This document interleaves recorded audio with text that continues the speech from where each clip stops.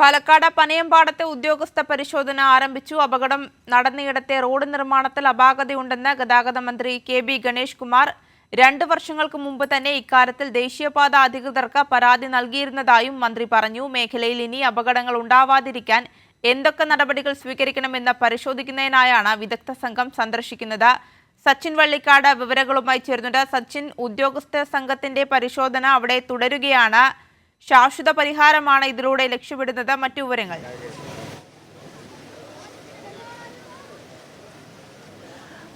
ആര്യ, ഇപ്പോൾ ഗതാഗത വകുപ്പ് മന്ത്രി കെ.ബി. ഗണേഷ് കുമാർ ഈ സംഭവ സ്ഥലം സന്ദർശിക്കുന്ന ദൃശ്യങ്ങളാണ് ഇപ്പോൾ കാണുന്നത്.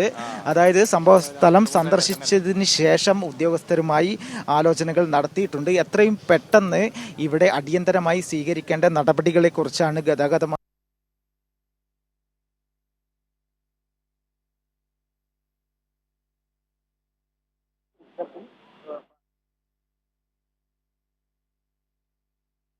പാലക്കാട് പനയമ്പാടത്തെ ഉദ്യോഗസ്ഥ പരിശോധന ആരംഭിച്ചു. അപകടം നടന്നയിടത്തെ റോഡ് നിർമ്മാണത്തിൽ അപാകതയുണ്ടെന്നാണ് ഗതാഗത മന്ത്രി കെ.ബി. ഗണേഷ് കുമാർ പറഞ്ഞത്. 2 വർഷങ്ങൾക്ക് മുമ്പ് തന്നെ ഇക്കാര്യത്തിൽ ദേശീയപാത അധികൃതർക്ക് പരാതി നൽകിയിരുന്നതായും മന്ത്രി വ്യക്തമാക്കുന്നുണ്ട്. മേഖലയിൽ ഇനി അപകടങ്ങൾ ഉണ്ടാവാതിരിക്കാൻ എന്തൊക്കെ നടപടികൾ സ്വീകരിക്കണമെന്നാലോചിക്കാനാണ് ഇത്തരത്തിൽ വിദഗ്ധ സംഘം സ്ഥലം സന്ദർശിച്ച് പരിശോധന നടത്തുന്നത്.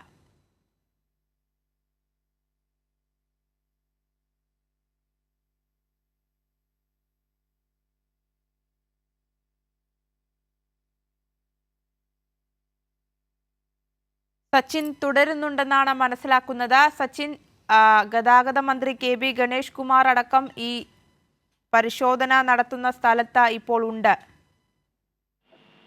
ആര്യ, ഗതാഗത വകുപ്പ് മന്ത്രി കെ.ബി. ഗണേഷ് കുമാർ ഇവിടെ സ്വന്തം വാഹനമടക്കം ഓടിച്ചുകൊണ്ടാണ് പരിശോധന നടത്തിയിട്ടുള്ളത്. അതിൽ പ്രധാനപ്പെട്ട കാര്യം ഈ റോഡിലെ നിലവിൽ ഈ അപകടം നടന്ന പ്രദേശത്തെ പാർക്കിംഗ് സിസ്റ്റത്തിൽ അടക്കം മാറ്റം വരുത്തണം എന്ന കാര്യമാണ് ഇപ്പോൾ ഗതാഗത മന്ത്രി പങ്കുവച്ചിട്ടുള്ളത്. അതുപോലെ തന്നെ ദേശീയപാത നിർമ്മാണവുമായി ബന്ധപ്പെട്ടുകൊണ്ട് അശാസ്ത്രീയമായ രീതിയിൽ നിർമ്മാണം നടന്നിട്ടുണ്ട്. അതിൽ കൃത്യമായ നടപടികൾ ഉണ്ടാകുമെന്ന കാര്യം വ്യക്തമാക്കിയിട്ടുണ്ട്. അത് മുൻപ് തന്നെ ദേശീയപാത അതോറിറ്റിയെ ഇവിടുത്തെ MLA കെ ശാന്തകുമാരി അടക്കം പല നിർദ്ദേശങ്ങളും നൽകിയിരുന്നു. എന്നാൽ യാതൊരുവിധ പരിഹാര നടപടികളും അന്ന് സ്വീകരിക്കാൻ വേണ്ടി ദേശീയപാത അതോറിറ്റിയുടെ ഭാഗത്തു നിന്നും കൈക്കൊണ്ടില്ല എന്ന കാര്യമാണ് ഇപ്പോൾ മന്ത്രി പങ്കുവച്ചിട്ടുള്ളത്. അതുപോലെ തന്നെ ഈ പ്രദേശത്തെ പാർക്കിംഗ് സിസ്റ്റം, അതായത് നിലവിൽ ഇവിടെ ഓട്ടോ സ്റ്റാൻഡ് അടക്കം ഈ പനയമ്പാടം മേഖലയിൽ ഓട്ടോ സ്റ്റാൻഡ് അടക്കം ഉണ്ട് റോഡ് സൈഡിൽ.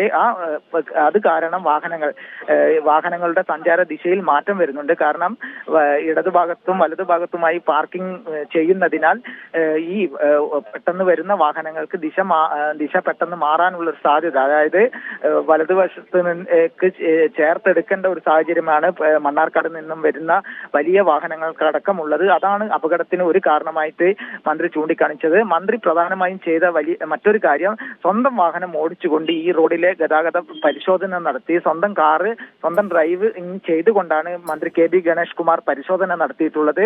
അദ്ദേഹം തന്നെ ഈ റോഡിലെ ക്രമക്കേടുകൾ വാഹനത്തിൽ സഞ്ചരിച്ചുകൊണ്ട് മനസ്സിലാക്കുകയും തുടർന്ന് കൃത്യമായ മുന്നറിയിപ്പുകൾ, അതായത് താൽക്കാലികമായി നടപ്പാക്കേണ്ട പദ്ധതികൾ എന്തൊക്കെയെന്ന് ഉദ്യോഗസ്ഥരോട് പറയുകയും നാട്ടുകാരോട് പങ്കുവെക്കുകയും ചെയ്തു. നാട്ടുകാരും നിരവധി പരാതികൾ മന്ത്രിയെ അറിയിച്ചിട്ടുണ്ട്. അതിലൊക്കെ പരിഹാരം ഉണ്ടാകുമെന്ന കാര്യം മന്ത്രി വ്യക്തമാക്കിയിട്ടുണ്ട്. കൃത്യമായ രീതിയിൽ ഡിവൈഡർ അടക്കം സ്ഥാപിച്ചുകൊണ്ട് പരിഹാര നടപടികൾ കൈക്കൊള്ളാനുള്ള തീരുമാനത്തിലാണ് മന്ത്രി എത്തിയിട്ടുള്ളത്. അതുപോലെ തന്നെ ഈ ദേശീയപാതയിലെ വിവിധ ഭാഗങ്ങളിൽ അപകടം നടക്കുന്ന വിവിധ ഭാഗങ്ങളുണ്ട്.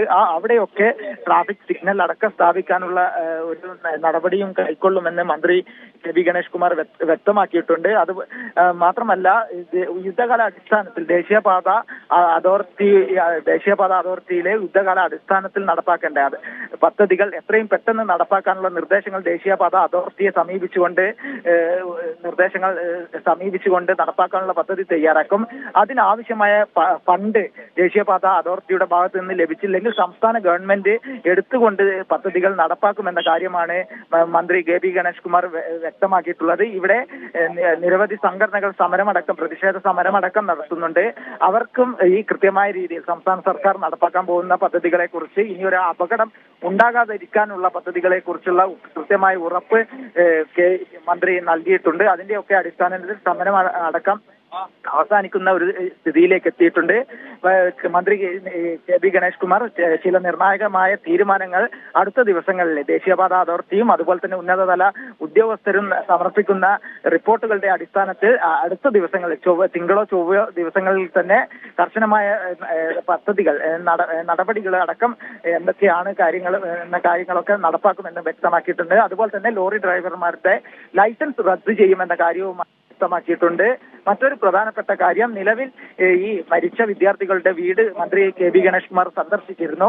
ഇതിന്റെ അടിസ്ഥാനത്തിൽ ഒരു വിദ്യാർത്ഥി വാടക വീട്ടിലാണ് കഴിയുന്നത്. അതിനാൽ തന്നെ ആ വിദ്യാർത്ഥിക്ക് വീട് വെക്കാനുള്ള സൗകര്യം സംസ്ഥാന സർക്കാർ ഒരുക്കി കൊടുക്കുമെന്ന കാര്യം വ്യക്തമാക്കിയിട്ടുണ്ട്. ഇതുമായി ബന്ധപ്പെട്ടുകൊണ്ട് റവന്യൂ മന്ത്രിയുമായി ആശയവിനിമയം നടത്തി പുറമ്പോക്ക് ഭൂമി അടക്കം ഈ പ്രദേശത്ത് സമീപത്തുള്ള പുറമ്പോക്ക് ഭൂമിയിൽ ആ കുട്ടിക്ക് റിദ ഫാത്തിമക്ക് വീട് വെച്ച് നൽകാനുള്ള ഒരു പ്രവർത്തനം കൂടെ സംസ്ഥാന സർക്കാർ പൂർത്തീകരിക്കും. അടിയന്തരമായി ഈ അടുത്ത മന്ത്രിസഭാ യോഗത്തിൽ തന്നെ മരിച്ച കുട്ടികൾക്ക് നൽകാനുള്ള ധനസഹായത്തിലും തീരുമാനമുണ്ടാകുമെന്ന കാര്യവും മന്ത്രി വ്യക്തമാക്കിയിട്ടുണ്ടാകുക.